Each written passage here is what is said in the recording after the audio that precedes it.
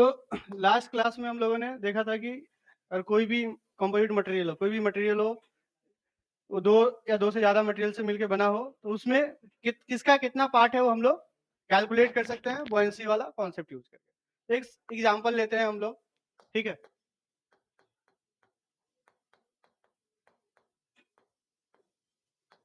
मान लो अपने पास क्या है, एक बॉडी है,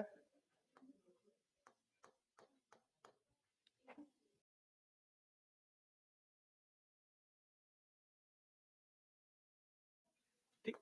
मान low density specific gravity of copper, ये बाहर वाला कॉपर है,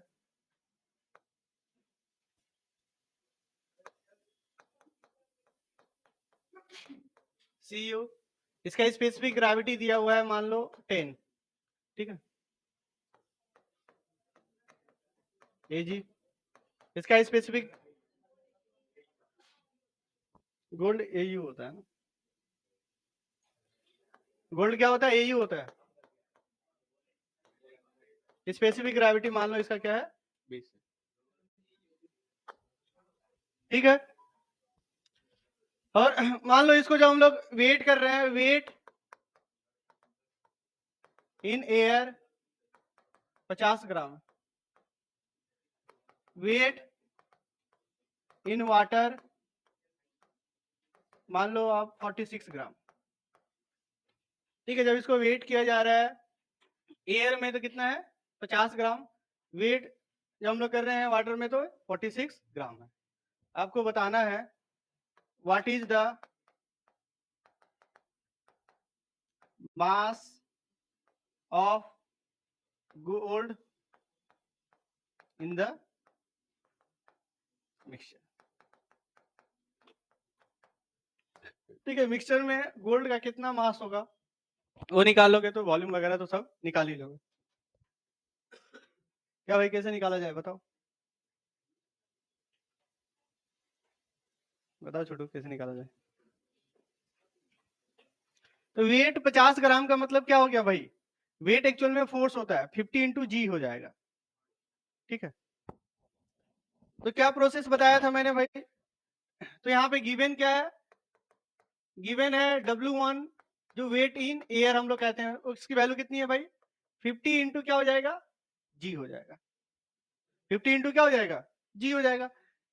वेट इन एयर W2 क्या हो जाएगा भाई, 46 इंटू, कोई दिक्कत है इसमें किसी को, W1 50 जी हो गया, मतलब ग्राम में दिया हुआ है ना। एक्चुअल में जो वेट होता है नॉर्मली बोला जाता है कि मास में दिया जाता है, लेकिन वेट फोर्स होता नहीं है, वेट सॉरी फोर्स होता है आपका।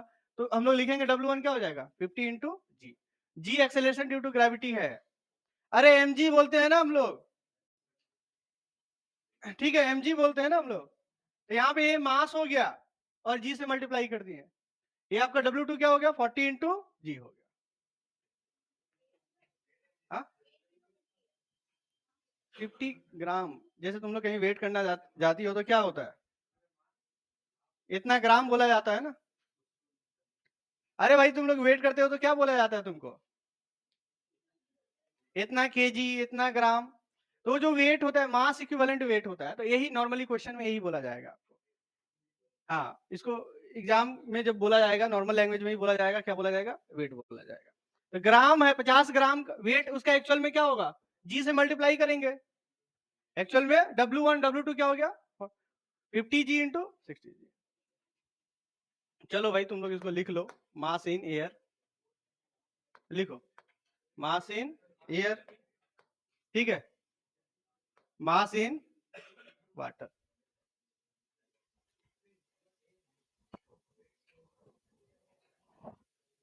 चलो लिखो।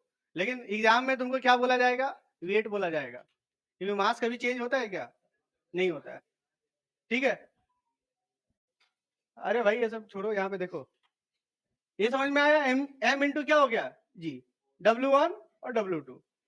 तो जब इसको हम लोग वाटर में वेट करते थे इसको, तो क्या देखते थे, बुओयेंसी फोर्स लगता था, बुओयेंसी फोर्स क्या लिखते थे हम लोग, FB प्लस क्या होता था, हम लोग जब इसको वेट करेंगे वाटर का फोर्स होगा FB ऊपर होगा, नीचे में क्या लगेगा mg, ये mg होता है क्या एक्चुअल में, W1 होता है, और ऊपर में जो अपना मेजर करेगा ये जो टेंशन होगा, T is nothing but W2। कोई किसी को दिक्कत है इसमें? तो अपना ये FB इंटू W2 क्या हो जाएगा? W1। FB क्या हो जाएगा? W1 minus W2। बताओ भाई, किसी को कोई दिक्कत? तो जो FB हो गया W1 माइनस W2, ये जो FB है, FB को हम लोग क्या लिख सकते हैं भाई? FB1 plus FB2। ये जो बॉयंसी फोर्स लगेगा, दो मटेरियल डिस्प्लेस कर रहा है वॉल्यूम, उसके वजह से लगेगा, तो इसलिए पहला और दूसरा लिख दिया मैं। किसी को दिक्कत है? नहीं है। तो W1 माइनस W2 पता है आपने को कितना हो जाएगा भाई? 50G minus 46। FB1 क्या होगा भाई? Weight of the liquid displaced by, मान लो 1, पहला कॉपर को मान लेते हैं 1, और इसको क्या मान लेते हैं 2। तो weight of the liquid displaced by the copper क्या हो जाएगा? क्या लिखेंगे भाई? Rho of water volume of copper into क्या लिखेंगे जी, कोई दिक्कत? Plus row of water volume of क्या होगा भाई? AU इंटू जी। किसी को कोई दिक्कत यहां तक? नहीं है। तो यहां पे हम लोग लिखेंगे 4 इंटू जी। ठीक है, 4 इंटू क्या लिखेंगे? जी। Rho of W, volume of copper क्या लिखा जा सकता है? वॉल्यूम ऑफ कॉपर क्या लिख सकते हैं? Mass of copper by density of copper into g. Rho of water mass of AU by, मुझे ये बताओ भाई, rho of water by rho of copper क्या, या rho of copper by rho of water क्या हो जाएगा? Specific gravity. तो आप यहां पे क्या लिख सकते हो? SG mass of copper upon specific gravity of copper into g. Mass of AU by specific gravity of क्या होगा भाई? AU इंटू क्या लिखेंगे जी। तो आप यहाँ इसको एज ए फॉर्मूला भी समझ सकते हो। ये होता क्या है भाई? W1 minus W2। और इसको आप क्या लिख सकते हो भाई? 4 इजिकल टू जी क्या हो जाएगा सब में? MCU copper by specific gravity of copper plus AU by specific gravity of AU। इसको ये फॉर्मूला भी आप ध्यान में रख सकते हो इस चीज को, कि जब भी दो मटेरियल्स का, कंपोजिट मटेरियल्स को किसी लिक्विड में प्लेस करेंगे, जो वेट का डिफरेंस होगा that will be equal to mass of first one divide by उसका specific gravity plus mass of second one divide by specific gravity. तो टोटल मास कितना है हमारा? जो एयर में मास होता है वही तो टोटल मास होता है भाई। टोटल मास जो होगा आपका जो क्वेश्चन में गिवन है क्या? एम कितना दिया हुआ है? 50 ग्राम। ये किस क्या है भाई? ये मास of copper plus mass of AU, यही है ना? तो यहां से हम लोग क्या लिख सकते हैं? मास ऑफ कॉपर क्या हो जाएगा? 50 माइनस मास, तो यहां पे आप लिख सकते हो 4 मास ऑफ कॉपर की जगह पे 50 minus mass of AU divide by क्या हो जाएगा भाई? स्पेसिफिक ग्रेविटी क्या है कॉपर का? 10 है, प्लस यहाँ पे मास of AU divide by specific gravity क्या है? तो मास निकाल सकते हो, मास सीधा आपका आ जाएगा। तो आप आसानी से इसको सॉल्व कर सकते हो, इस तरीके का प्रॉब्लम्स को। ये वाला एक्सप्रेशन डायरेक्ट लिख सकते हो, या जो बेसिक मैंने बताया है प्रोसेस उसके थ्रू जाओगे तो हो जाएगा। चलो लिखो इसको। तो बस ये वाला इक्वेशन आपको हमेशा अप्लाई करना पड़ेगा। ये जो इक्वेशन है इसको हमेशा अप्लाई करना है, ध्यान में रखना है इस तरीके का प्रॉब्लम जब भी आए। तो कहीं कहीं पे शॉर्टकट दिया रहेगा आपको कि मास, वेट को मास के टर्म्स में दिया रहेगा, दोनों का जो डिफरेंस होगा mass of one substance divide by specific gravity, mass of another substance divide by specific gravity. सीधा फॉर्मूला यूज कर सकते हो आप। अगर वाटर में किया जा रहा है, उसको इंसर्ट किया जा रहा है, तब का केस है। कितना है मास ऑफ गोल्ड?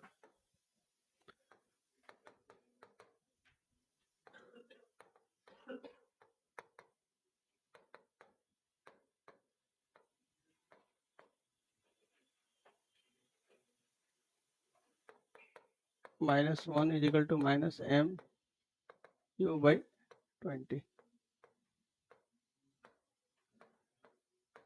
20 ग्राम। ठीक है, मास ऑफ कॉपर आ गया अपना 50 माइनस 20।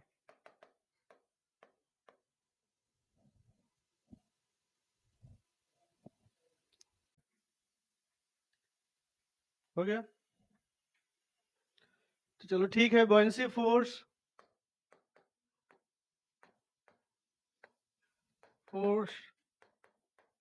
इन एक्सेलरेटिंग फ्रेम।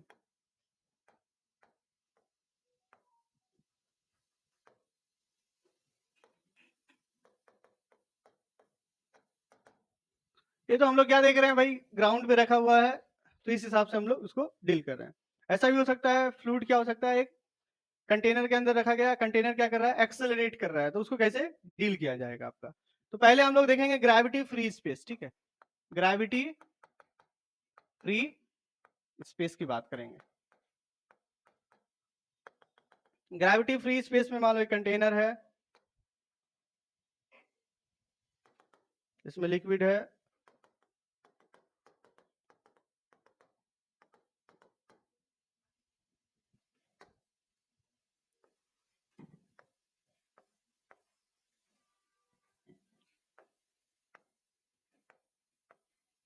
एक्सेलरेशन ए के साथ ये मूव कर रहा है, फ्रेम पे रखा गया है एक कंटेनर जो है, एक्सेलरेशन, इसका भी एक्सेलरेशन क्या हो जाएगा भाई, ये हो जाएगा।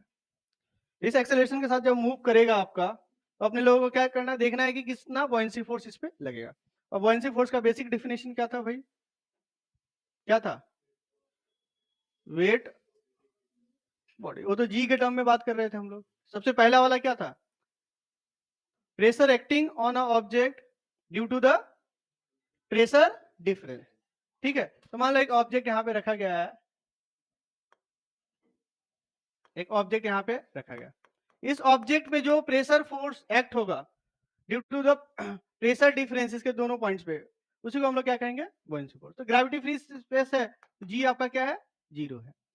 तो हम लोगों को पता है भाई प्रेशर निकालना, मान लो ये लेंथ क्या है, एल है, यहाँ पे प्रेशर कुछ लग रहा होगा भाई, इस पे क्या होगा प्रेशर, P1, यहाँ पे P2, राइट साइड से इधर की तरफ से लग रहा होगा इस पे बॉडी पे P2, और यहाँ पे लग रहा होगा P1। कोई दिक्कत है किसी को, नहीं है। तो P1 माइनस P2 क्या होता है भाई, क्या होता है, प्रेशर का डिफरेंस इन दोनों के पॉइंट के बीच में, अगर एक्सेलरेशन नहीं है तो रो ए इंटू एल, याद है आपको, सही है, रो जी एच, दोनों के पॉइंट के बीच का डिस्टेंस कितना, एल है, एक्सेलरेशन ए है, तो जी की जगह यहाँ पे क्या हो जा रहा है भाई, ए हो जा रहा है, एच की जगह पे एल हो जा रहा है।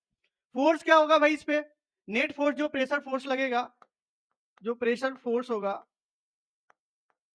नेट प्रेशर फोर्स, इसी को तो हम लोग बॉयंसी फोर्स कह रहे हैं भाई, इसी को कह रहे हैं ना,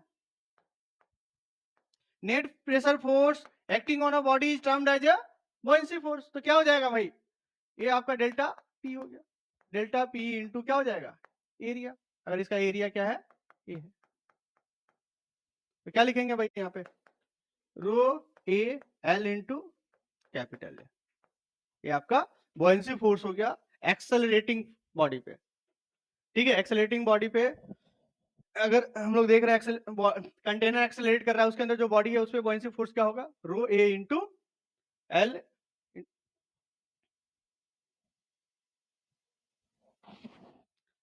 ठीक है, तो यहाँ पे अपना क्या था भाई, ग्रेविटी फ्री स्पेस था। अब ग्रेविटी आ जाए भाई, तो ग्रेविटी के कारण भी फोर्स लगेगा भाई, तो ग्रेविटी के कारण फोर्स लगेगा, तो हम लोग क्या देखना पड़ेगा, अब बॉयंसी फोर्स दो डायरेक्शन में हो जाएगा, तब दोनों का नेट निकाल लो, काम बन जाएगा। दूसरा विथ ग्रेविटी,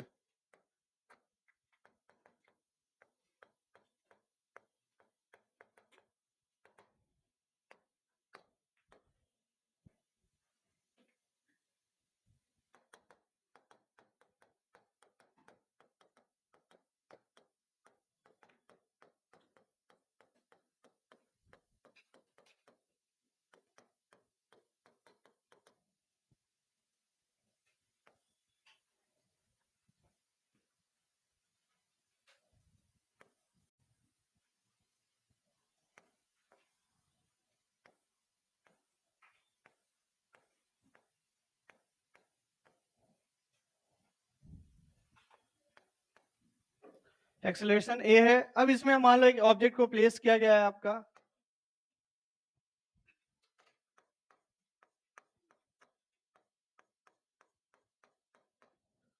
ठीक है, एरिया क्या है, ए, क्रॉस सेक्शनल एरिया क्या रहेगा, ए रहेगा आपका, ठीक है। तो यहाँ पे आपको देखना है कि भाई कैसे बॉयंसी फोर्स फाइंड किया जाए।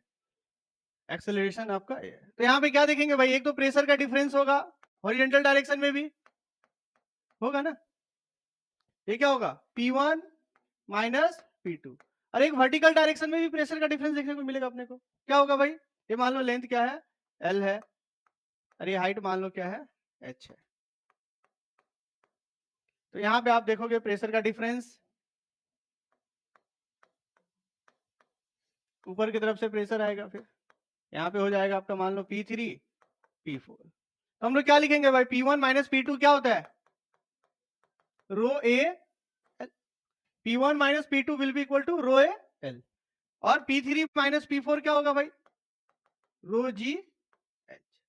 तो हम लोग अगर बात करेंगे यहाँ पे दो बॉयंसी फोर्सेस लगेगा, एक वर्टिकल डायरेक्शन में लगेगा, एक हॉरिजॉन्टल डायरेक्शन में। तो नेट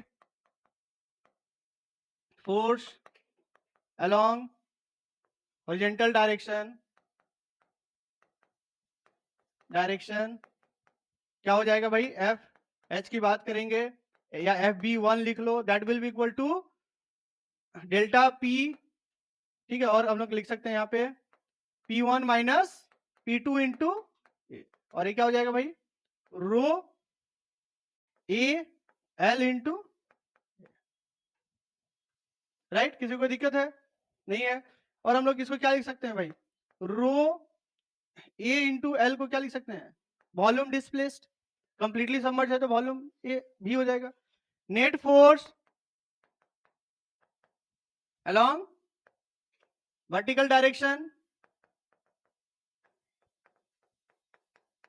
वर्टिकल डायरेक्शन की बात करेंगे तो नेट फोर्स हो जाएगा अपना क्या भाई, एफ भी और FB1 2, that will be equal to P3 minus P4 into, P3 minus P4 क्या होगा भाई, रो जी एच इंटू ए, और ए भी क्या हो जाएगा, रो जी एच। ए को क्या लिख सकते हैं हम लोग भाई, बी लिख सकते हैं, ठीक है। एक्चुअल में मान लो कि हमारा एरिया, अगर इसको A1 लिखते हैं, ठीक है, और इस एरिया को क्या लिख देते हैं, A2। तो एरिया क्रॉस सेक्शनल एरिया यहाँ पे बेस वाला हो गया और ये हाइट हो गया, तो क्या हो जाएगा, वॉल्यूम हो गया। यहाँ पे ए वाला एरिया हो गया आपका और ये लेंथ हो गया, वॉल्यूम हो गया। तो दोनों क्या होगा भाई, सेम होगा। नेट बॉयंसी फोर्स क्या हो जाएगा भाई, नेट बॉयंसी फोर्स क्या हो जाएगा, एक बॉयंसी फोर्स आपका देख रहे हैं हम लोग कहां लग रहा है भाई, इस डायरेक्शन में लग रहा है FB1, दूसरा बॉयंसी फोर्स इधर लग रहा है, ठीक है, सॉरी ये FB2 लिख लेते हैं और ये वाला क्या है FB1।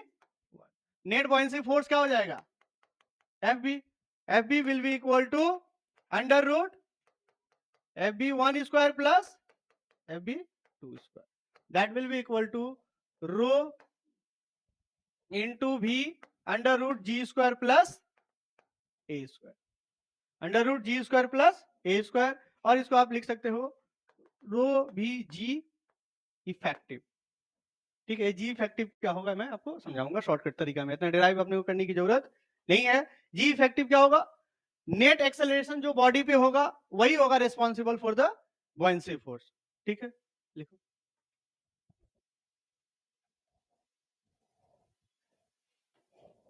तो बॉडी का जो नेट बॉयंसी फोर्स का हमारा फॉर्मूला होगा rho volume displaced multiplied by G effective, ठीक है, मल्टीप्लाइड बाय क्या होगा, जी इफेक्टिव।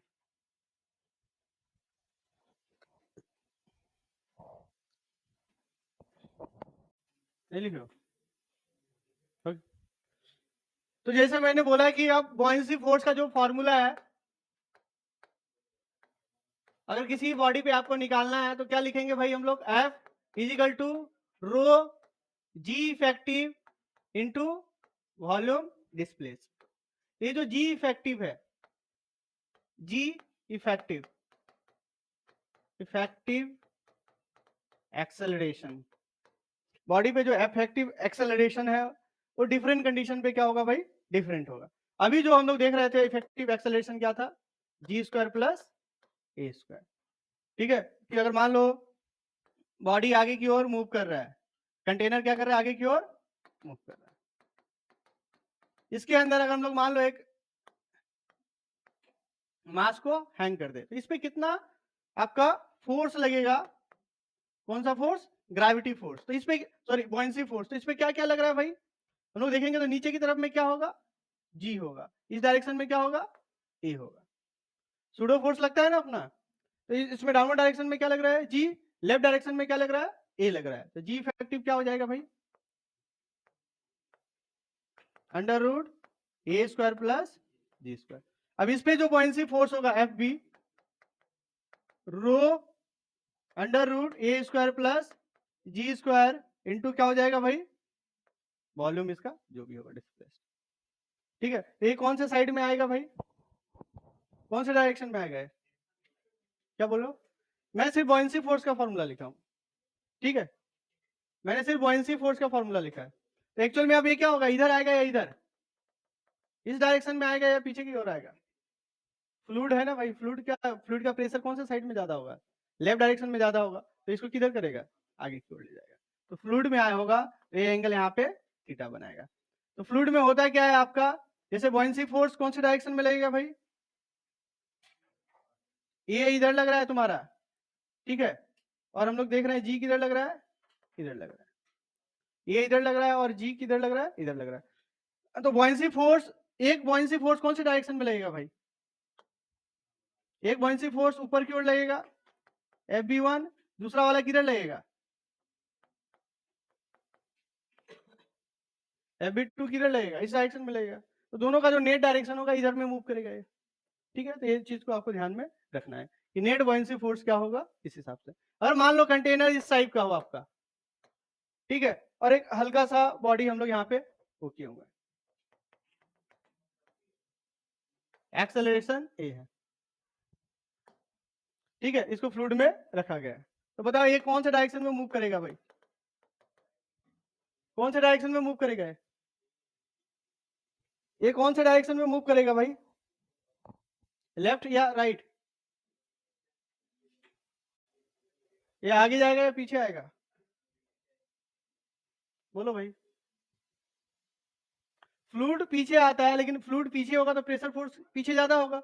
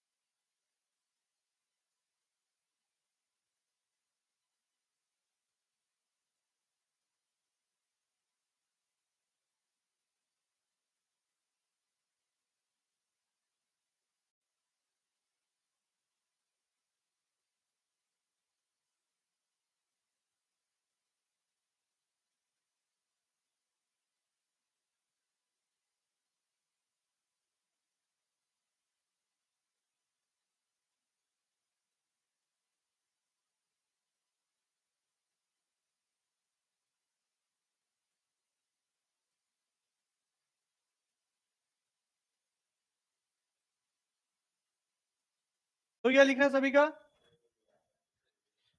तो चलो ठीक है, इतना ध्यान में रखना है आप लोगों को। इसके बाद मान लो हमारे पास एक कंटेनर है या एक लिफ्ट है, ठीक है, लिफ्ट के अंदर में कंटेनर रखा गया है,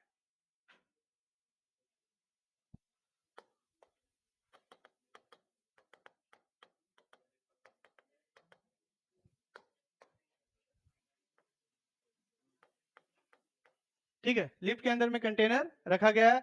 मान लो यहाँ पे फोर्स क्या लग रहा है ऊपर की ओर, इसके ऊपर जो बॉयंसी फोर्स होगा वो क्या होगा, accelerating downward, lift accelerating downward. तो जैसे हम लोगों ने बोला था भाई, बॉयंसी फोर्स का फॉर्मूला क्या है भाई? बॉयंसी फोर्स का क्या है फॉर्मूला? रो जी इफेक्टिव इंटू, ठीक है। तो यहां पे बताओ जी इफेक्टिव क्या हो जाएगा?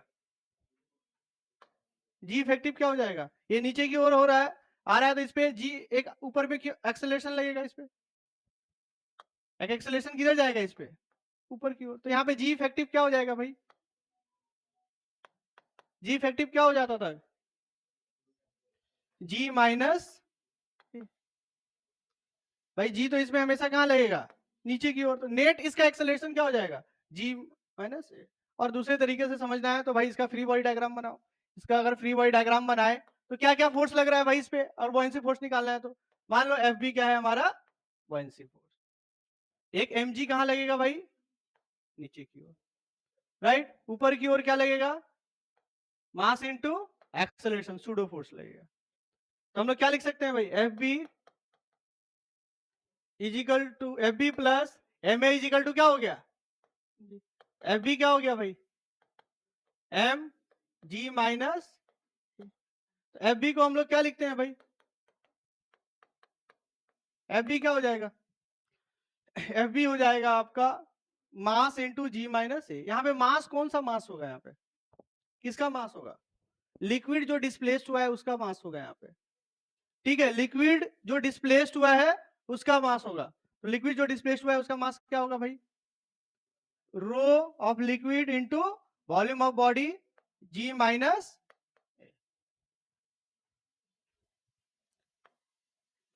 बताओ भाई, कोई दिक्कत है? आया नहीं आया समझ में? ठीक है, तो हमेशा आपको नहीं आया।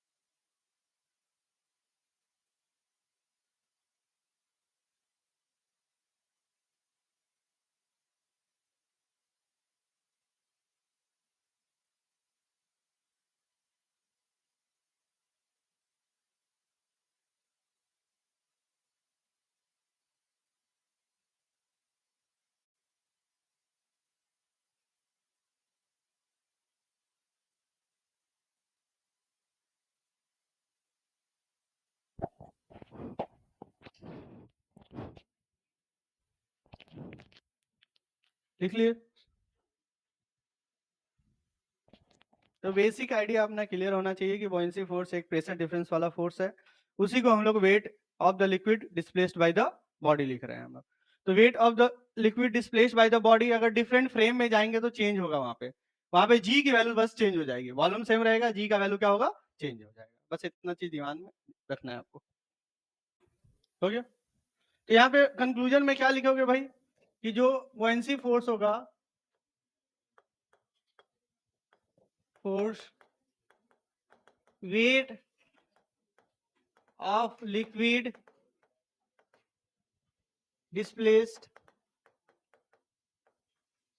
1 plus weight of liquid displaced 2। 3 होगा तो 3 लिखते हैं हम लोग। तो weight of liquid displaced ρ1 v1 into G plus ρ2 v2 into G लिखेंगे। ठीक है, 3 होता तो 3 लिखते हैं हम लोग। तब इस यहाँ पे आपको और भी कुछ कॉन्सेप्ट पूछा जा सकता है, जो लास्ट वाला डायग्राम था उसमें। ये बताओ कि नेट फोर्स जो लिक्विड 1 है, net force applied by liquid 1 on the body। पिछले वाले में ही नेट फोर्स जो लिक्विड 1 है वो बॉडी पे कितना फोर्स अप्लाई कर रहा है, इस पे कितना फोर्स अप्लाई कर रहा है भाई, बताओ भाई। एडवांस में पूछा गया सवाल है। इसी तरीके का कंडीशन दिया गया था, नेट फोर्स लिक्विड 1, ये लिक्विड 1 जो है इस पे कितना फोर्स अप्लाई कर रहा है बॉडी पे, बताओ भाई।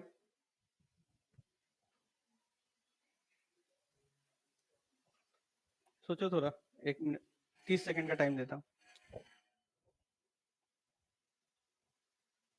बताओ Sumit Kumar. Net force applied by liquid 1 on the body क्या होगा, इस बॉडी पे ये जो लिक्विड है कितना फोर्स अप्लाई कर रहा है, नेट फोर्स कितना अप्लाई कर रहा है, सोचना है, सोचो। ठीक है, ये क्वेश्चन है। दूसरा question, net force applied by liquid 2 on the body. ये सब क्वेश्चंस है, एग्जाम में बन सकता है। ठीक है, net vertical force applied by liquid 1 on the body. कुछ भी क्वेश्चन पूछा जा सकता है। ठीक है, net vertical force applied by the liquid 2 on the body, net horizontal applied by the liquid 1 on the body, net horizontal force applied by the liquid 2 on the body। ये तुम्हारे लिए असाइनमेंट है। ठीक है, 1 2 3 4 5 6 6 क्वेश्चन। ठीक है, जो same diagram दिया था मैंने उसी के ऊपर है। आप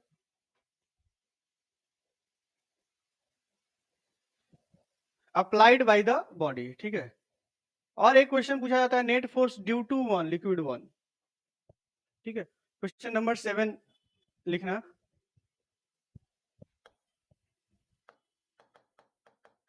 net force on the body due to 1 के कारण नेट फोर्स कितना होगा, ये आपको बताना है। ये टोटल 7 क्वेश्चन है, ज्यादा कुछ नहीं, तुमको 5 से 10 मिनट लगेगा, सोचना है, निकालना है अपने तरीके से आंसर। एडवांस में इसी तरीके का डायग्राम दिया जाता है, आपको बोला जाएगा निकालने को। ये कंडीशंस आपको समझना है।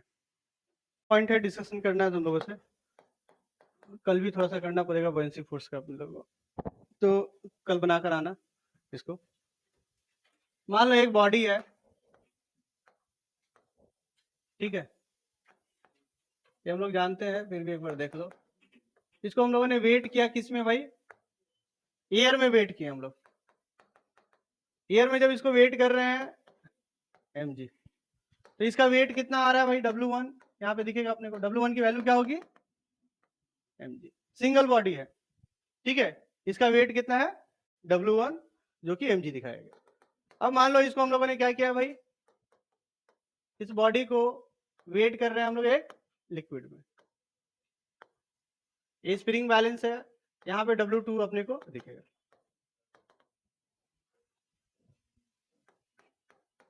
W2 दिखेगा, मान लो इसका स्पेसिफिक वाटर है आपका, ये क्या है वाटर, यहाँ पे वेट कितना दिखेगा W2 mg, और क्या लग रहा होगा भाई FB लग रहा होगा। ठीक है, तो इस केस में क्या लिखेंगे हम लोग, W2 क्या हो जाएगा mg माइनस FB, और हम लोग क्या लिख सकते हैं भाई W1 minus FB, W1 minus W2, ये तो अपने को पता है क्या होता है FB होता है। आपको बताना है कि भाई ये जो बॉडी है उसका स्पेसिफिक ग्रेविटी क्या होगा, स्पेसिफिक ग्रेविटी बॉडी का क्या होगा आपको बताना है। कैसे निकालोगे भाई, बॉडी का स्पेसिफिक ग्रेविटी कैसे निकालेंगे,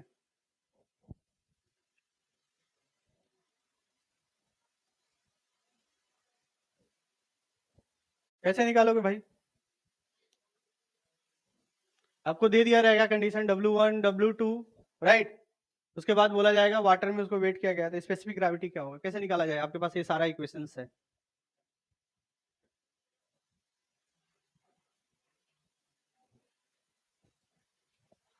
ठीक है, तो ये भी आपका होमवर्क है, स्पेसिफिक ग्रेविटी कैसे निकालोगे। ठीक है, इसको भी लिखो। अब इसके आगे तुमको भाई कैलकुलेशन करना है, निकालना है, ये डेटा दिया हुआ है आपको, ये कॉन्सेप्ट भी है, ठीक है, एज ए कॉन्सेप्ट समझ सकते हो या न्यूमेरिकल समझ सकते हो, जो भी है, अब फाइंड करना है आपको। कोई हिंट्स दे सकता है भाई, बताओ स्पेसिफिक ग्रेविटी क्या होता है, डेंसिटी निकालनी है बॉडी का, तो स्पेसिफिक ग्रेविटी मिल जाएगा ना, तो डेंसिटी कैसे निकाल पाओगे, पहले वाले इक्वेशन से क्या निकाल सकते हो, इससे मास क्या होता है डेंसिटी इनटू वॉल्यूम, वॉल्यूम चाहिए होगा अपने को डेंसिटी के लिए, वॉल्यूम यहां से निकाल सकते हो, weight of the liquid displaced, यहाँ से वॉल्यूम निकालोगे वहां पे पुट कर दोगे, तो यहाँ पे चलो W1 इज इक्वल टू क्या हो जाएगा, rho of water into volume of body कह सकते हो इनटू जी। अब इस इक्वेशन में हम लोग यहाँ पे हम लोग क्या लिख सकते हैं भाई, W1 will be equal to, mass को क्या लिख सकते हैं density into volume, density of the body into volume into G. तो आपका यहाँ पे देखेंगे हम लोग बॉडी का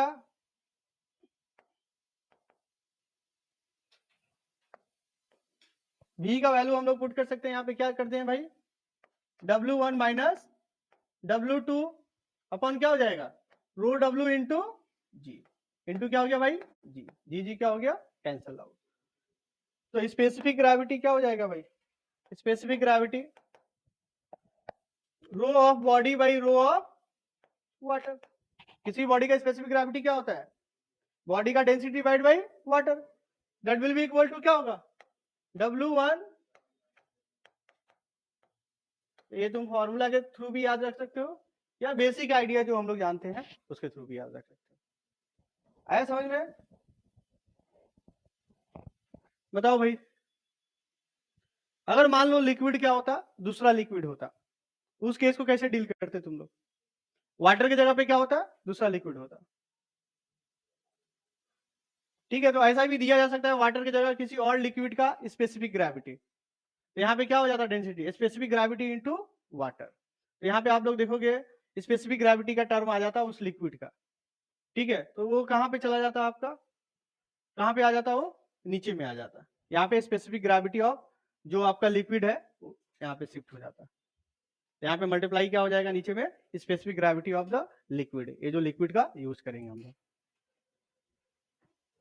आया समझ में क्या कहना चाह रहा हूं मैं, अगर हम लोग किसी और लिक्विड में यूज करते तो क्या होता उस लिक्विड का specific gravity into density of water, वो वाला टर्म कहाँ पे आ जाएगा, यहाँ पे नीचे में आ जाएगा। तो आप इसको स्पेसिफिक ग्रेविटी ऑफ बॉडी को क्या लिख सकते हो, W1 by W1 minus W2 specific gravity of क्या हो जाएगा, लिक्विड। वाटर का स्पेसिफिक ग्रेविटी क्या होता है भाई, क्या होता है, 1 होता है, तो कैंसिल आउट हो जाएगा।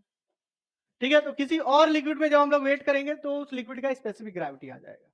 बस एक चीज ध्यान रखना। इसके बेस पे तुमको ELP में क्वेश्चंस मिलेगा। चलो, तो नेक्स्ट क्लास में जो छोटा सा पार्ट है 10 मिनट लगेगा, उसके बाद डायनेमिक्स स्टार्ट करेंगे हम लोग। डायनेमिक्स भी कम से कम 3 लेक्चर्स लगेंगे।